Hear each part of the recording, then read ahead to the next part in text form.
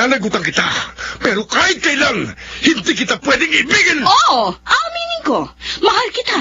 Nang dahil sa salapi mo. At nang dahil sa pag-ibig ko sa'yo, handa akong pumatay at mamatay. Katawan ko lang ang minahal mo. At hindi ang pagkatao ko. Mr.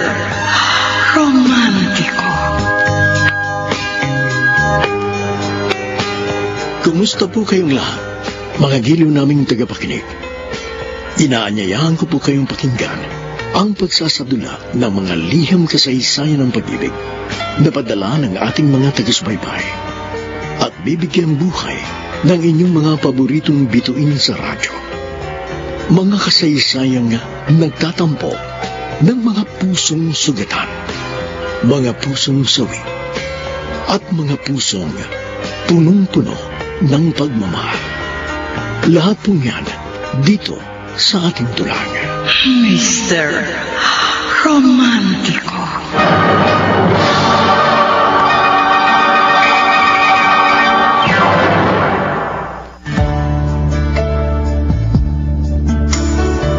Mga kaibigan, magandang umaga po sa inyong lahat. Narito ngayon ang kasaysayang pagdala ng isa nating taga-subaybay mula sa Antipolo City. Ninang! Tao po! Ninang! Aba, Jerome! Ay, halika. Tuloy kayo na, anak. Ako na sorpresa naman ako sa biglang pagdating mo. Sinadya ko pong sorpresahin kayo. Kaya hindi ko sinabing darating ako ngayon. Halika, halika. Nakakatuwa naman. At ang gwapo mo, ha? Oy, ilang taon ka na ba ngayon? Oh, matanda na ho ako, Ninang. 28 na ako. Ay, sus, bata pang edad yan para sa mga lalaki. Ay, teka, ha, ikukuha kitang merienda. O kaya, sumama ka na lang sa akin sa kusina. Iwan mo muna dito sa sala sa maleta mo. Apa, wag mo kayo mata ng tao, kailan ho ako. Sobra kasi ako natuwa nung makita kita. Ay, tamang-tama, may sandwich pa rito. At saka ito, juice. Oh, ayan, magmerienda ka. Salamat po. Hindi pa rin kayo nagbabago, Ninang. Oh. Nung buhay pa si Mama, pag nagpupunta kami rito, aligaga kayo sa pag-aasikaso sa amin. Parang kapatid ko na mama mo. Siya nga pala, ano't bigla kang napaluwas? Kuwan po, kasi nilipat ako ng company namin dito sa Laguna. Kaya maghahanap po ako ng apartment dito sa Santa Cruz. Ano? Abay, maluwag itong bahay ko. Naku, ikaw na bata ka. Magtatampo ako kung mangungupahan ka pa ng apartment. Dito ka na lang sa akin tumira.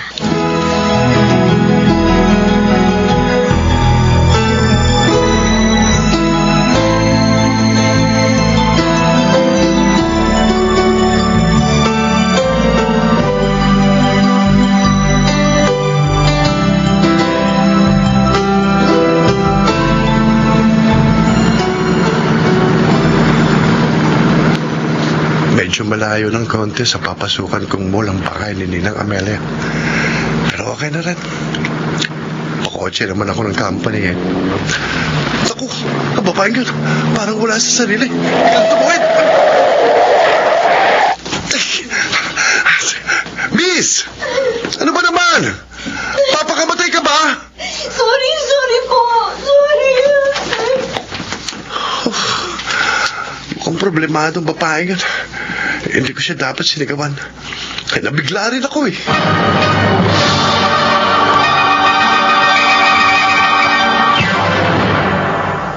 Jerome, kumusta ang unang araw mo sa trabaho? Ayos na po, Ninang. Parang meet and greet lang. Formal lang po akong pinakilala ng general manager bilang assistant ng GM sa mall operation. Oo nga pala. Nag-graduate ka ng BS Economics sa isang kilalang university sa Davao. Tama ba ako? Opo. Kaya hindi ka takataka na kahit napakabata mo pa, assistant ka na ng general manager ng isang kilalang mall. Bakit napatitig ka sa portrait ng kinakapatid mo? Itong huli na lang po namin nabalitaan na namatay na pala anak niya, Ninang. Kung sinabi niyo sa amin ni Papa, siguro nakapunta kami rito noon. Hindi ko na kayo inabala. Nang time na yon, alam ko nagluluksa pa rin kayo sa pagkamatay ng mama mo. Hindi rin ako nakapunta sa Davao nang pumanaw ang kaibigan ko. Okay lang po yun. Kung minsan, hadlang ang distansya ng ating mga lugar upang maipakita sa isa't isa ang pagdadamayan. Naintindihan ko po yun. Siya nga pala, nung huli kaming magkausap ng papa mo, sabi niya, may girlfriend ka na raw at mukhang yun na raw ang magiging kapalaran mo. Kayo pa rin ba? Huwag na po natin siyang pag-usapan nila. Ha? Ayoko na pong maalala babaeng yun.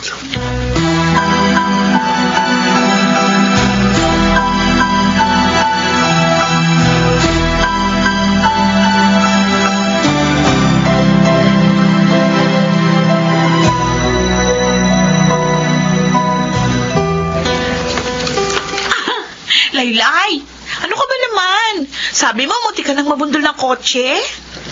Oo, Renzel. Buti nakapagpreno yung lalaki, pero muntik na ako. Konti-konti na lang. O sigurado, sinigawan ka ng driver. Ano pa?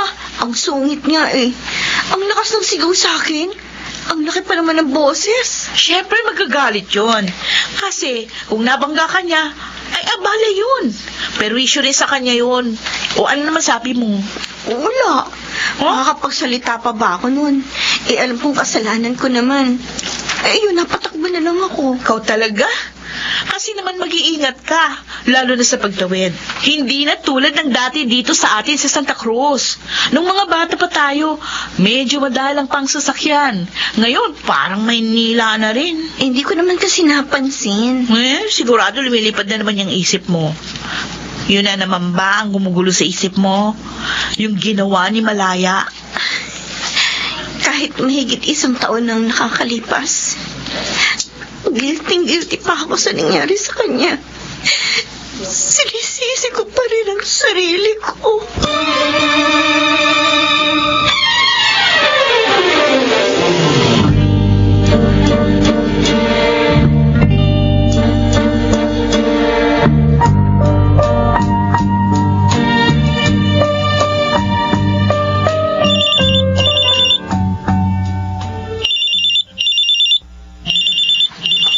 Papa ni Jerome itong tumatawag sa cellphone. Hello, paring Vener. Hello, Maring Amelia. Kumusta na pare? Napatawag ka. Tinawag akong inaanak mo. Sabi niya, dyan pala siya ngayon nakatira sa'yo. Aba, oo. Gusto maghanap ng apartment na marerentahan. Sabi ko naman, bakit pa siya uupa? Narito naman ang bahay ko.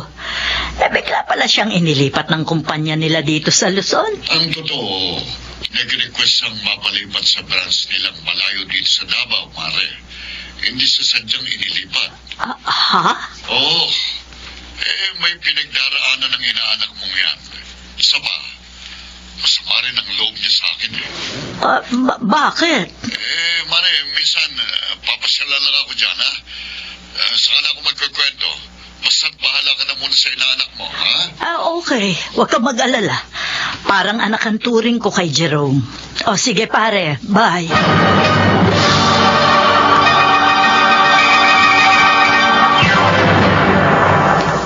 Good afternoon, sir.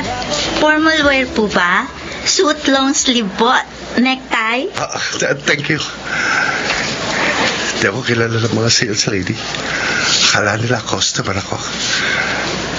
Nag-inspect lang ako dito sa department store para makita ko kung anong mga dapat na improvement. Halika na naman tayo sa ladies wear section, Laylay. Gusto ko bumili ng blouse. Ang gulo mo, ha? Kanina sabi mo signature pants ang bibili mo. Ay, ngayon blouse na. Kasi naman pumipili pa ako. At saka gusto ko maging pamilyar dito sa loob ng department store. Baka kasi dito ako ma-assign. Wow, Laylay? naka-apply ka dito? Parang natatandaan ko mukha ng babaeng ito. Siya yung munti ko nang mabundol noong 1 linggo. Lapit ako, magsasorry ako. Excuse me. Ay, hi! Ano yun? Kuhan, para kasing namumukhaan ko yung kasama mo. Ha? Siya yung munti ko nang mabundol sa highway noong linggo. Tama ba ako, miss? Hoy, Lai! Siya pala yun? Ako nga. Sorry kasi parang wala ako sa sarili ko Oh, noon. don't say sorry. Ako ang dapat humingi ng pasensya. Nasigawan kita. Hindi ko dapat ginawa yan. Kasalanan ko naman. No. Naging bastos ako. Dapat, inintindi ko na problemado ka naman at umiiyak. Anyway, ako si Jerome. Pwede ko bang malaman ang pangalan yung dalawa? Ay, ako si Renzo. Renzo. Siya naman si Laylay. Ay, ano ba naman, Denzel? Laylay? Oh. Nickname ba yun? Bakit Laylay? Kasi, Esmeralda yung buo niyang pangalan. Mm. Ang haba nga no? So, yun yung naging palayaw niya. Hindi na yun nawala hanggang magdalaga kami. I see. Inuulit ko, Laylay. Sorry ha, napagtaasan kita ng boses. Ha? Sige, mauna na ako sa inyo. Sige. Ang gwapo niya. Alam mo, feel ko, lumuwag yung garter ng bikini ko. Ang gaga.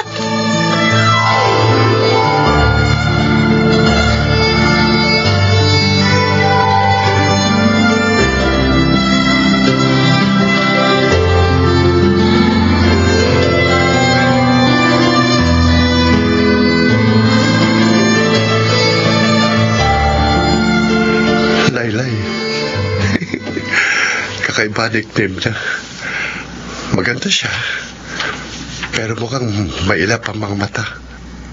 Katulad ko kaya siya na meron ding mapait na pinagdaraanan.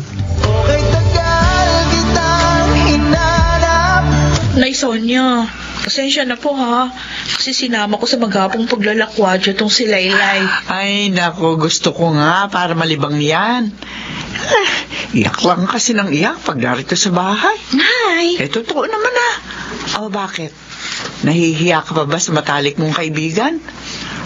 Alam din naman niya ang buong pangyayari. Oo nga naman, Laylay. Ikaw talaga. Nahiya ka pa ba sa akin?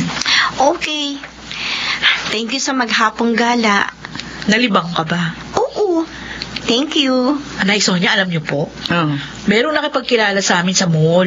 Ay, ang gwapo. Oh? At napansin ko po ha, malagkit ang titig dito sa anak niyo. Ewan ko lang, pero parang may kutob ako na manliligaw sa kanyang lalaking yun. Hoy! Ano ka ba? Paano ko liligawan nun? Nakakilala lang naman natin yun sa department store. At saka, mali ba ng lalaking yun kung saan ako nakatira? Hoy! Pag pag-ibig ang gumawa ng paraan, walang imposible. Ay, nako. Oh. Umuwi ka na. At nang makapagpahinga ka na rin, puro kakalukuhan. Ay, hindi pa ako uuwi, no? Dito ako magdi-dinner. Di ba, Nay Sonia? Oo nga naman. Kasabay na natin maghahaponan ng kaibigan mo, Laylay. Bakit mo naman siya pauuwiin agad?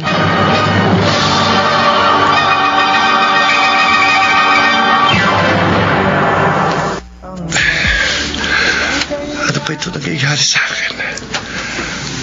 Bakit hindi maalis sa isip ko mukha ng babaeng yun? Jerome, mag-behave ka, ha? Umalis ka sa Davao dahil may tinatakasan kang mapait na karanasan. Tapos ngayon na heto ka na naman.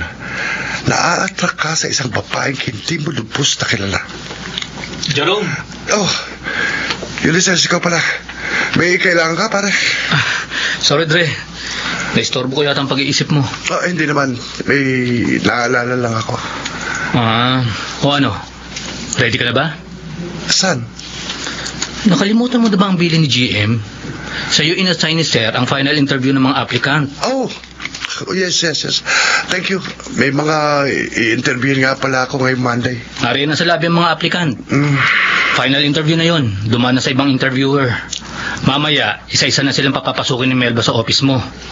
Bahala ka sa kanila, ha? Oh, sige, pare. Thank you, Net, ha? Ako na bahala ron.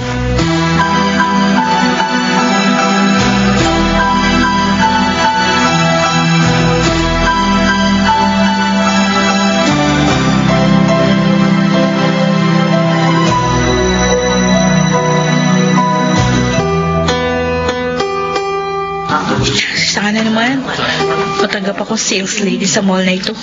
At least, Medyo malapit lang dito sa amin, isang sakay lang. Kesa naman mamasukan ako sa Maynila, dito na lang. Next! Rachel Ventura. Sir? Ikaw na. Pumasok ka na lang sa pitoang yun. Yes, sir. Final interview ko na. Sana makapasa ako. Ano ba to? Parang nanginginig yung mga tuhod ko. Oh, Lord. Tulungan niyo po ako. Ayan na. Bubuksan ko ng pinto ng opisina ng interviewer. Good morning, sir. Good mo... Ikaw? Ikaw yung kasama ng babaeng munti ko nang mabundol, di ba? Kayo yung nakita ko sa department store. Ha? Ako nga po, sir. Manager po pala kayo dito. Assistant lang. Ang liit talaga ng mundo. Have a seat. Ay, thank you, sir. Nagulat talaga ako, sir. Pareho tayo, nagulat din ako.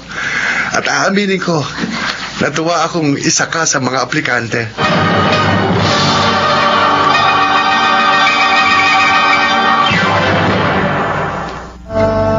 Yan ang totoong nangyari, Maring Amelia. Pero talagang nakatakda ng kanyang promotion eh. Tamang-tama naman, umalis na yung dating assistant ng general manager dito sa mall malapit sa inyo. Kaya yun, ang inaanak mong inilagay. Nagpakasal sa iba ang girlfriend ni Jerome? Oh, buntis daw eh. Ibig sabihin, noon pa talaga siya pinagtataksila ng babaeng yun. Ang dami talagang babaeng salawahan. Awang-awa ako noon dyan kay Jerome. Dati naman hindi yan umiinom. Pero nung mangyari yun, araw-araw naglalasing yan. Mabuti naman, nakarecover agad. Ang alam ko, kaya siya nagpalipat ng destino ay para makarecover. Mukhang nakaka-recover na nga siya, pare. Pansin ko sa anak mo, medyo masaya na siya ngayon. Hindi tulad nung bagong dating pa lang siya. Padalas nakikita ko natitikilan. Ay, sana nga'y makarecover ng anak ko, Maria. Nang umalis siya sa Davao, ang panalangin ko, alam mo ba? Makatagpo siya ng babaeng papahid sa kanyang luha.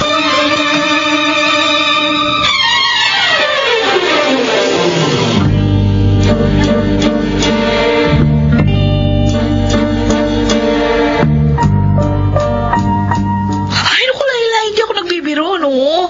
May mataas na posisyon pala sa mall na pinag-applyan ko yung lalaki na muntik na makabundol sa'yo. Oh? Paano mo nalaman? Siya yung nag-final interview sa akin. Nagulat ko nga eh. Talaga? Oo. O ano nangyari sa final interview mo? Ay, nako.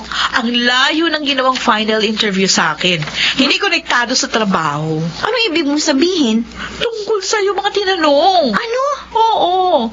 Kung matagal na raw ba tayo magkaibigan, kung ilang taon ka na raw ba, kung meron ka namang boyfriend, mga ganong tanong. Basta obvious na obvious. May tama sa'yo si Jerome.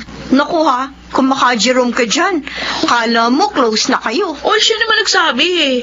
Huwag ko na raw siyang tatawagin na Sir Jerome. Pero, gusto ko mag-sorry sa'yo. Bakit ka magsasorry sa akin? Kasi sabi ni Jerome, tanggap na raw ako, pero sa isang kondisyon. Oh, anong kondisyon? Ibigay ko daw sa kanya yung cellphone number mo. At pasado na raw ako sa final interview. At ibinigay mo naman. Eh, kaya nga tanggap na ako eh. Meron na ako trabaho. Oh, bro, hilda ka talaga.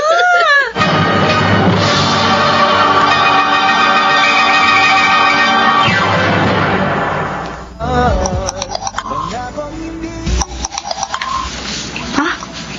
May nag-text? Sino kaya to? Oh, kanino number to? Huwag ka sanang magalit. Hiningi ko sa friend mo ang cellphone number mo. Gusto kong maging kaibigan ka. Mag-friend request ako sa'yo sa Facebook, ha? Jerome. Ito yung lalaking muntik nang makabundol sa akin? Oh, anong gagawin ko? Kala ko'y di handang muling tumibok. Oh, Ransel. Kumusta ka dito sa pasta mo? Okay lang po, sir. Medyo nakakangawit lang tumayo buong maghapon. Tiis-tiis lang. Trabaho natin yan, ha? Siya nga pala. Hindi ba uli mamawasyal dito sa mall yung kaibigan mo? Ay, sa day off ko po, sir, yayayain ko siya. Sir ka na naman dyan. Jerome na lang. Eh, nakakaasiwa kasi boss ko kayo dito. Okay lang yun. Pakisabi mo naman sa friend mo. I-accept niya yung friend request ko sa kanya sa Facebook. Kasi tinitignan lang yung mga message ko pero walang reply. Hayaan mo, kakausapin ko. Kasi meron pinagdadaanan yun eh. Anong pinagdaraanan? Ay, ayoko maging madaldal. Baka kasi magalit sa akin si Laylay. Basta, ikaw na lang magtanong sa kanya. Pag naging magkaibigan na kayo, ayoko siyang pangunahan.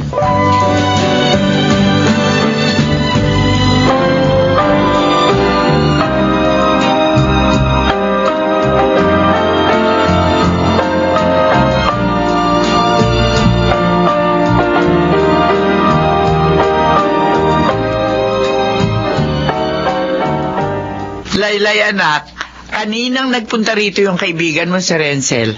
Narinig kong may nakikipagkaibigan daw sa'yo. Pero dinededma mo lang. Kayo na ya. Lihim pala kayo nakikinig sa amin, ha? Ito naman, oo, narinig ko lang naman eh. Hindi ko naman sinadya. Pero bakit nga ba ayaw mo makipagkaibigan daw sa tao? Ay, natatakot po ako, inay. Ano dapat mo ikatakot? Hindi ko pa rin po nakakalimutan ang nangyari sa amin ng una kong boyfriend. Ibaon mo na sa limot yun. Karaan na yun eh. Huwag mong pahirapan ang sarili mo, anak, dahil wala kang kasalanan sa nangyari. Pero hanggang ngayon po, ayaw akong patahimikin ang konsensya ko. Madalas natutulala pa rin ako pag naaalala ko siya. Madalas kahit naglalakad ako sa labas, bigla na lang akong napapaiyak. Alam mo, anak, madalas ko itong marinig noon na ang gamot daw sa kabiguan sa pag-ibig, pag-ibig din. Ano pong ibig ninyong sabihin? Ay, huwag mong sara ng puso mo sa posibleng pagpasok ng panibagong pag-ibig. Kung may gusto makipagkaibigan sa'yo, tanggapin mo. At kung may damdamin lalago sa pakikipagkaibigan yon, hayaan mo. At tingnan mo kung saan yon hahantong.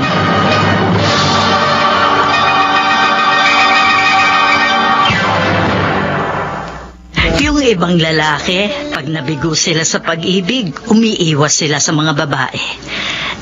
Nangyari ba sa'yo yun? Sandali lang ako nagbukmok nilang. Inom-inom ng konti. Naglasing para madaling makatulog. Pero naiisip ko, hindi yun ang tamang way para harapin ang kabiguan.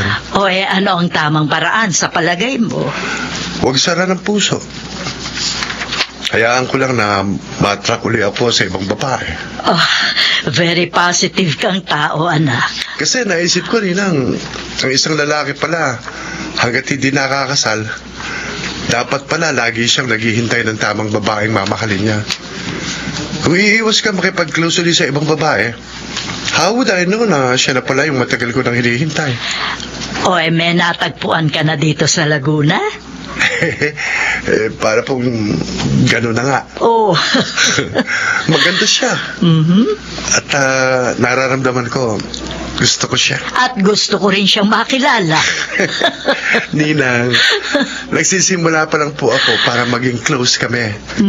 Kapag naging malinaw na lahat, ipakikilala ko siya sa inyo. Okay, tagal kitang hinanap. Laylay, sige na naman. I-accept mo na yung friend request sa'yo ni Jerome sa Facebook. Oo na. I-accept ko na. Kulit mo talaga. Kasi ako naman yung laging kinukulit ng taong yun. Pag nag-i-inspect siya doon sa mga pwesto sa department store.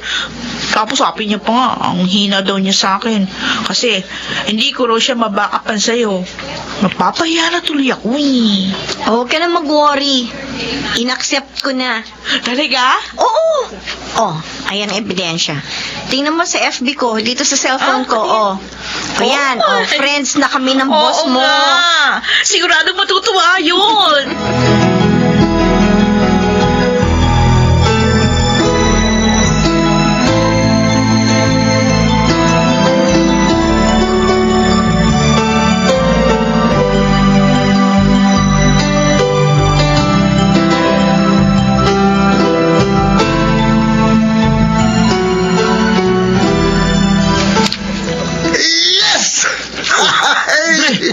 Ba't napasigaw ka? At mukhang ang saya-saya mo pa. Sorry, pre. Na-excite lang ako eh. May napasagot ka sa Facebook. Hindi ko siya napasagot. Hindi ko pa naman kasi nililikawan eh. Pero tinanggap na niya ang friend request ko. Prospect pa lang. Patingin nga ng picture. Yan o. Tingnan mo. Maganda, di ba? Maganda nga. Actually, best friend siya ng isang sales lady natin. Aba, Dre. Mukhang tinamanga sa kanya. Matagal uli ako naghintay ng ganitong damdamin, pare. At ngayong nakadama uli ako ng ganito, gusto kong makita.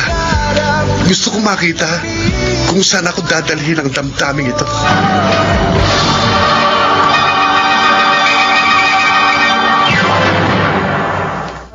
Renzel, ang bilis naman itong Jerome na boss mo sa mall. Bakit? Anong mabilis? Kagabi, nakipag-chat siya sa akin. Ayaw ang tumigil eh. Lagpas 11 na ng gabi ha. Nag-chat pa rin kami. Bakit hindi mo sabihin sa kanya na gusto mo nang matulog, na inaantok ka na? Syempre naman, nakakahiya rin. Baka sabihin niyang rude ako. Ang sabihin mo, nag-enjoy ka rin ka-chat siya. Tatanggi ka? Konti.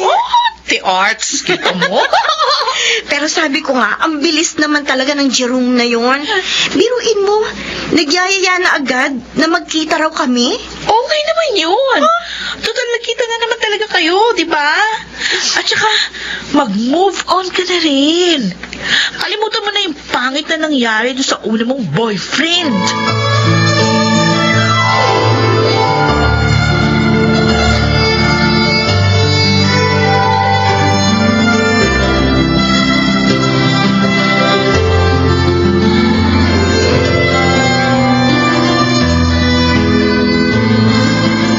Laylay, kung ako ang tatanungin mo, tama naman yung kaibigan mo eh. Kalimutan mo na yung masakit na nangyari noon. Sabi nga niyo mga kabataan, mag-move on na. Nakakaramdam pa rin po kasi ako ng guilt, Nay. Hindi mo naman kasalanan yung nangyari. Nagkataon lang na mahina ang kanyang karakter. Kaya ginawa niya ang bagay na yun. Maniwala ka sa akin. Pag hindi mo binuksan sa tawag ng ibang pag-ibig ang puso mo, lagi na lamang takot ang mananahan dyan. At kapag nasanay ka na sa takot, baka nga tumigas na yan at hindi na matutong tumibok sa iba.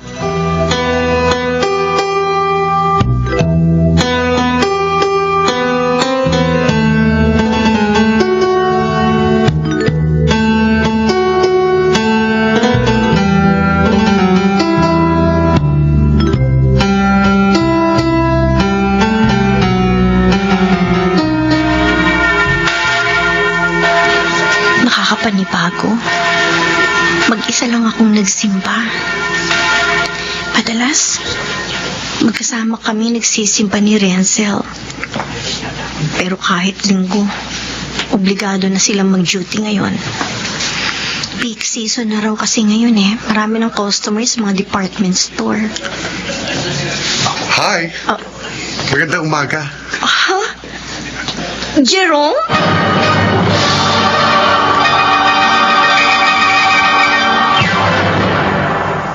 Lenay, salamat. Pinagbigyan mong paanyaya kung mag-lunch sa restaurant na ito. Mapilit ka eh. Huwag kang ma-offend, ha? Bakit parang masyado kang aloof? Ha? Sige, huwag mo na lang sagutin kung ayaw mo. Kain ka lang. Bago pa lang tayong magkakilala, inaasahan mo bang magkukwento na ako sa'yo ng mga personal na bagay sa buhay ko? No, hindi nga. Nung araw na muntik lang kitang mabundol sa highway, bakit ka umiiyak nun? Mukhang emosyonal ka. At sa tindi ng pag-iyak mo, hindi mo nakita napaparating yung kotse ko? Kasi galing ako sa Memorial Park. May dinalaw akong puntod. Puntod? Puntod ng parents mo? Patay na rin ang father ko, pero sa probinsya namin sa Bicol siya nakalibing.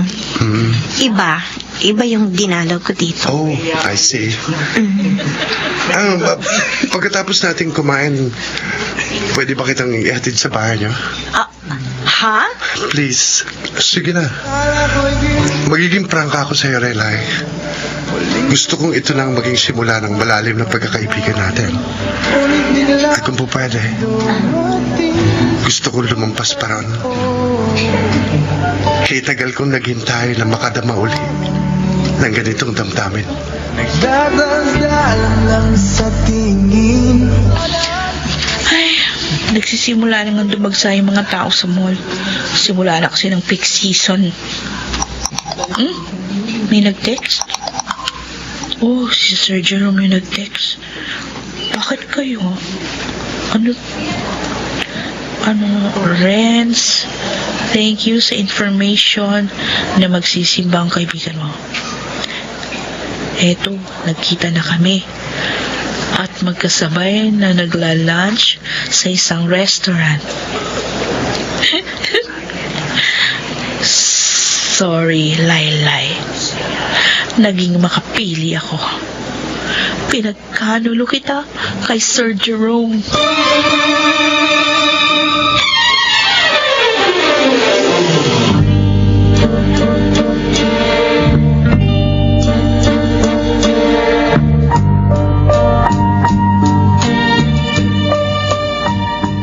Nagsimba lang naman tong anak ko, pero bakit tatraso masyado? May iba pa sigurong pinuntahan nyo. Bah, sa tapat ang gate namin huminto yung kotse. Kanino na naman kayang kotse to? Aba, may naghatid na lalaki kay Laylay? Nay? Nay, Ah, may kasama po ako. Si Jerome. Magandang hapon po. magandang hapon din. Halika kayo. Tuloy kayo. Laylay, papasukin mo ang bisita mo.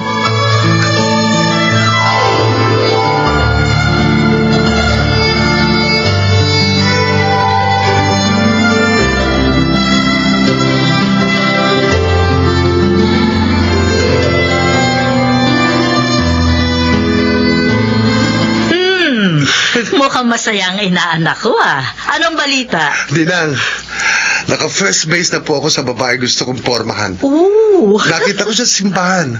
Tapos, naisama ko siya mag-lunch. Tapos, nagpahatid pa siya sa akin. Nakilala ko na nanay niya. Aba, maganda. Kaya nga po masaya ako Masaya rin ako para sa'yo. Ibig sabihin yan, nalimot mo na talaga ang dating kasintahan mo na nang iwan sa'yo. Noon ko pa siya nalimot, Ninang. Mahigit 1 taon na rin naman mula nang magpakasal siya sa ibang lalaki. Pero masayang-masaya po ako kasi kay tagal kong hinintay na dumating uli sa akin ang ganitong damdamin, Ninang. Yung muli akong magmamahal.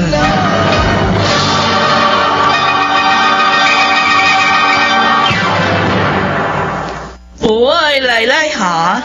Kwento sa akin ni Nay Sonia. Madalas nasa inyo si Jerome.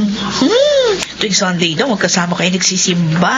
Palasimba naman talaga ako, di ba? Kaso maaga pa naroon siya lagi sa bahay pag araw ng linggo. Sabay na kami. Seryoso siya talaga sa'yo, ha? Alam mo, nagugulat nga ako sa Jerome na yun. Masyadong agresibo. Ang bilis.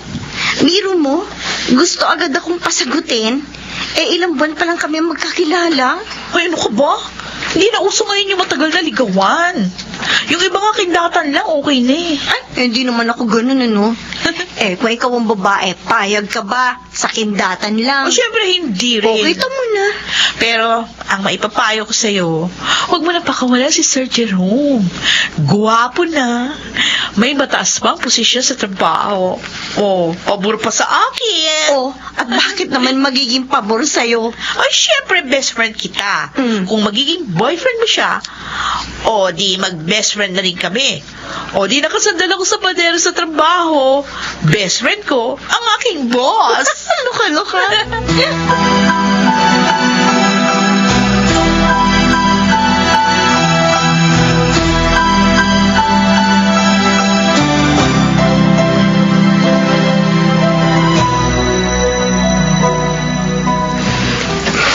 May, natatandaan mo ba kung kailan tayo nagkakilala? Magsi 7 months na. Bakit mo na itanong yan? Maigli pa ba sa yung 7 months para malaman mo kung may pagtingin ka rin sa akin o wala? Jerome, Ako, sure na ako sa sarili ko. Mahal kita. Aaminin ko sa'yo. Nagdaan ako sa isang malungkot na karanasan sa pag-ibig. Pero hindi ako katulad ng ibang lalaki na nagmumukmuk. ako rin.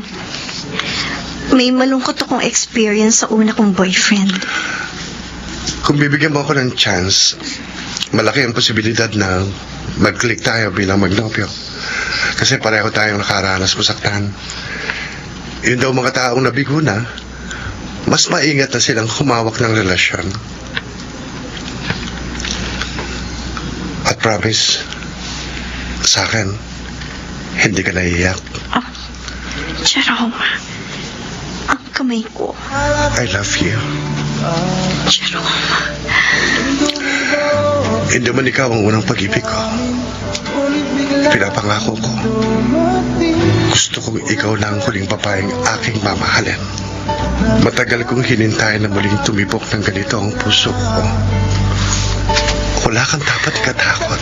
Hinding-hindi ko sasaktan ang damdamin mo.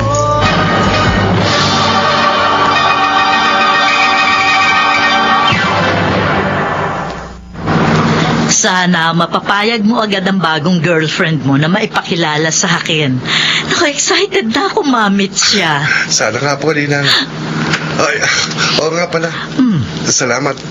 Isinama niyo ako dito sa Memorial Park para dalawin ang puntod ng kinakapatid ko. Oo nga, magbe-birthday na kasi siya. Kaya dadalhan ko ng bulaklak at magtitirik ako ng kandila. Oh, itabi mo na dyan ang kotse. Yan ang puntod niya.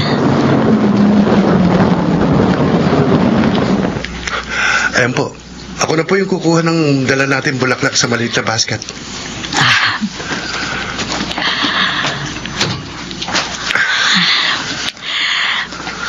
Magdadalawang taon na ngayon mula nang iwan ako ng kinakapatid mo, Jerome.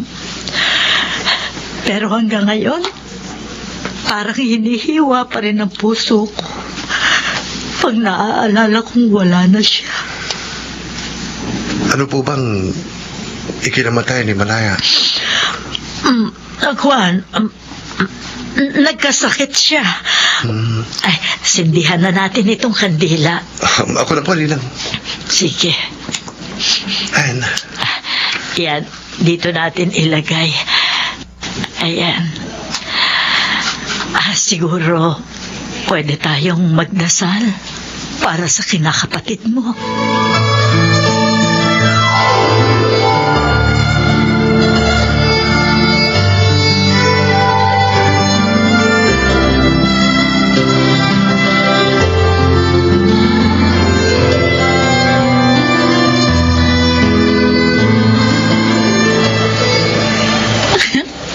Pati ako, kinikilig sa pagkakaroon ng best friend ko ng bagong boyfriend.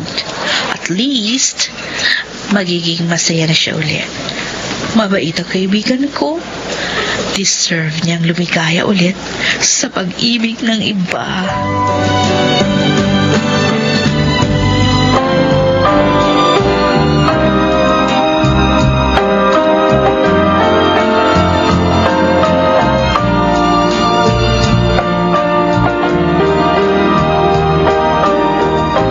Jerome, dito ka lang sa salas, ha?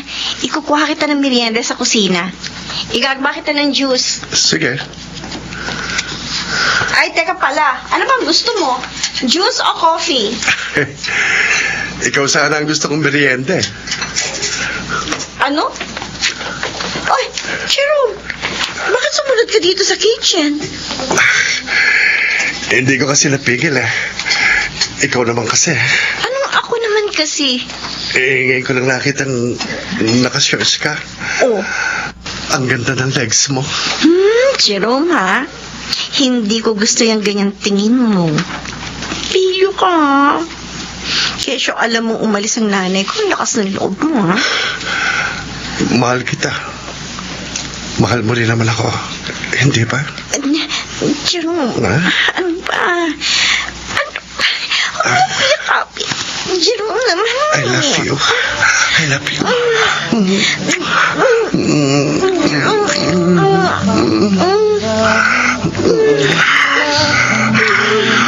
Mahal na mahal kita. Layla. Mahal na mahal kita. Mahal kita.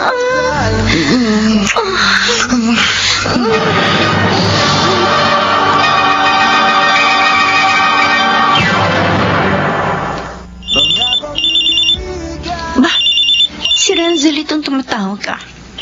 Wala bang pasok sa department store ang bruhang to? Hello, Renzel? Hello! Hoy! Wala ako basta ng kaibigan ko na maganda. Maganda ka dyan. Alam mo, pati sa boses mo, halatang happy ka na uli. Masarap ba? Hoy, ano masarap ba? Kung masarap maging boyfriend si Sir Jerome. Ikaw talaga. May double meaning ang tanong mo eh. O ano, bakit napatawag ka? Oras ng trabaho mo ah. Break time ko po. Ay, makapahinga naman sa maghabang pagtayo. Oh, ano pinagkakaabalahan mo ngayon? Eto, hinihintay ko si Jerome. Birthday ng ninang niya. Parents niya, hindi mo pa na-meet? Nasa Davao ang papa niya eh. Matagal na raw patay ang mama niya. Kaya itong ninang niyang ito, parang mother na rin niya. Hala, lagot ka. Kakaliskisan ka ng ninang ni Jerome. Patay ka. Huwag mo nga akong takutin. Lalo akong kinakabahan eh. Sa totoo lang, hindi ko nga alam kung bakit nervyos ako. Samantalang, sa ninang lang naman niya ako ipakikilala.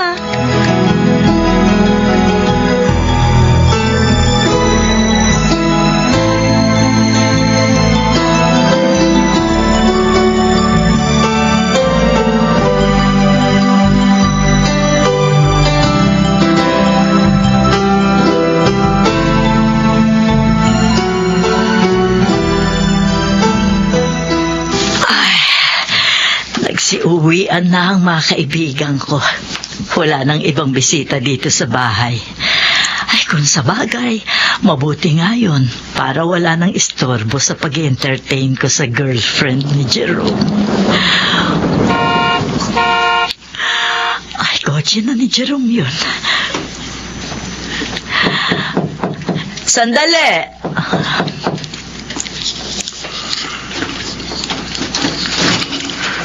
Ninang, happy birthday po. Salamat. Ito po, katulad ng promise ko sa inyo, isasama ko sa birthday nyo itong girlfriend ko. Siya? Ang girlfriend mo? Opo. Bakit po? Kilala nyo si Laylay? Sinabi ko naman sa'yo, Jerome. Huwag na tayong tumuloy. Aha. Magkakilala kayo? Oo, Jerome. Kilala ko siya. Ang babae niya ng dahilan ng pagkamatay ng aking anak.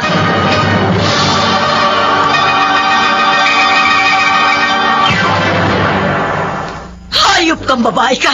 Umalis ka rito! Lumayas ka!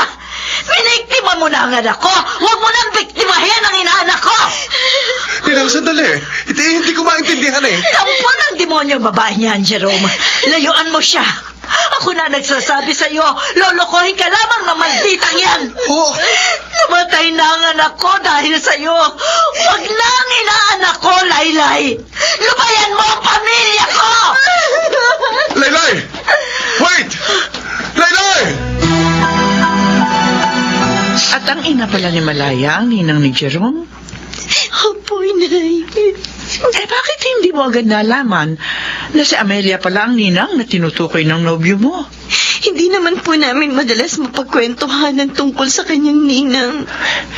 Paano ngayon yan? Hindi ko nga po alam. Tiyak magagalit na rin po sa akin si Jerome. Ngayon nalaman niya ng totoo. Iiwanan niyo rin ako, Inay. Kahit tagal kong umiwas sa mga lalaki. Pero nang muli akong magmahal, bakit sa isa pang may kaugnayan pala kay Malaya? Si Renzel po siguro ito. Ako na magbubukas ng pinto. Pwede ba akong pumasok? Jerome? Tinawagan ako ni Renzel. Sabi mo raw sa kanya, alis ka. Pupunta ka sa Mindoro. Bakit ganun? Hindi mo man lamang pa sasabihin sa akin ang side mo? Iiwan mo na lang ba ako basta nang hindi tinatanong kung ano damdamin ko? Jerome? Kaya tagal kong naghintay na muling magmahal. Tapos ganito mo lang tatapusin. Please, Laylay. Gusto kong marinig ang side mo. Gusto kong malaman ang punot dulo kung bakit nagpakamatay ang kinakapatid ko. Jerome, kinalaylay ka ba ng galing? Opo, Ninang. Nag-usap kami ni Laylay at alam ko na ho ang buong katotohanan. At anong kasinungalingan na sinabi niya sa'yo? Na gusto niyang mag-abroad noon. Dahil nurse siya. Alam niyang mas malaking kikitain niya kung sa ibang bansa siya magtatrabaho. Pero ayaw ni Malaya. Itinuloy pa rin daw niya ang pag-a-apply na isinama ng loob ng kinakapatid ko. Nang mapa-schedule ang kanyang pag-alis, noon uminom ng laso ng anak ninyo. O hindi ba kasalanan niya? Kung hindi niya pinagpilitan ang gusto niya, hindi makakaisip uminom ng lasong si Malaya. Kaya parang siya na rin ang pumatay sa kinakapatid mo. Tinaramdam kong sabi nito, Ninang. At paumanhin din sa alaala ng kinakapatid ko. Jerome? Pero weakling siya. Oh, Hindi sapat na dahilan yon para utangin niya ang sarili niyang buhay. Jerome, ano ibig mo sabihin? Alam ko, Ninang. Kasusuklaman niyo rin ako. Pero mahal ko po si Laylay. Hindi ko kaya siyang layuan. Wala kang utang na loob! Umuwi lang po ako para kunin yung mga gamit ko. Mahal ko po kayo, Ninang. At sana po, dumating ang araw na mapatawad din niyo ako. Okay, tagal ko rin nangarap na Hanggang ngayon, Malaya, hindi ko matanggap na wala ka na, anak. Pero patawarin mo ako, anak. Bakit nga ba inutang mo ang sarili mong buhay sa maliit na dahilan lamang? Dapat bang utangin ng tao ang sariling buhay niya? Dahil lamang nakatampuhan ng kanyang kasintahan. Masakit mang tanggapin. Parang totoo ang sinabi ng kinakapatid mo.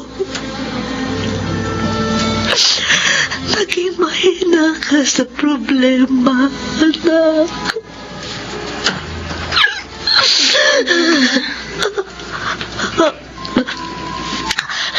Laylay, anong ginagawa mo dito sa Memorial Park?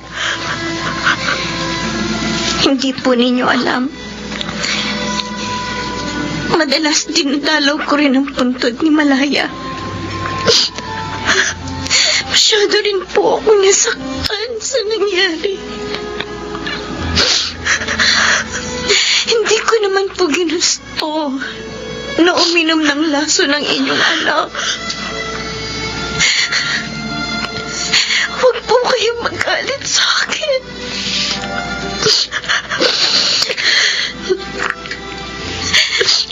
Gusto ko pong mag-abroad noon. Para rin sa kinabukasan sana naming dalawa. Pero ibang iniisip niya.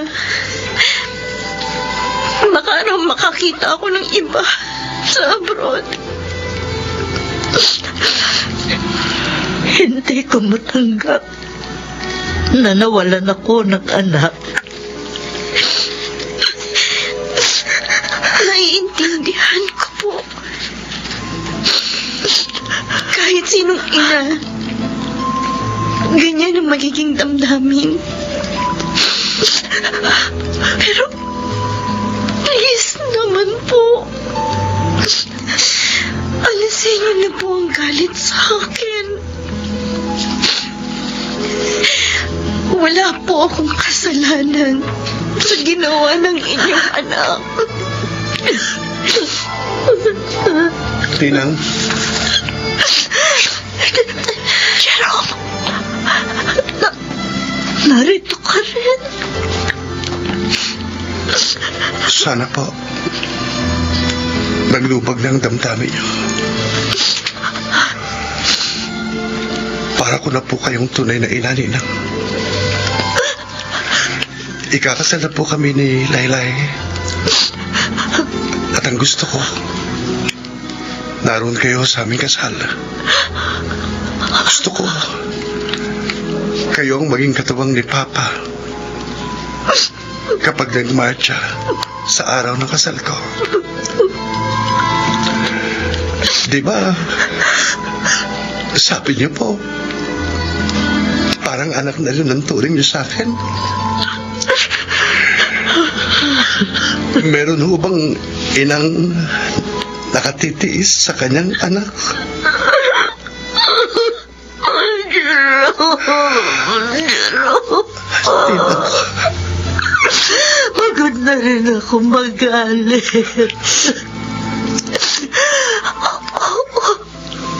Gusto ko na rin ang kapanatagan ng loob.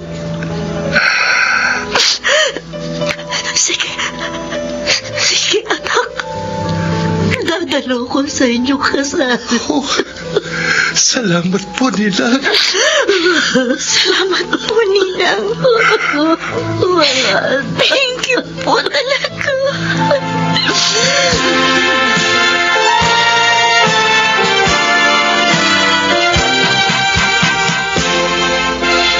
Laylay and Jerome, I now pronounce you husband and wife. Oh! Hi! Congrats sa inyong dalawa, ha? Tama ang sinabi sa akin ni Jerome. Lahat daw nakukuha pag lumuhod ka at dinaan mo sa dasal. May mga bagay na hindi agad natin maipagtapat sa mga taong ating pinahahalagahan, Mr. Romantico. Maraming salamat. Ako po ang inyong Mr. Romantico.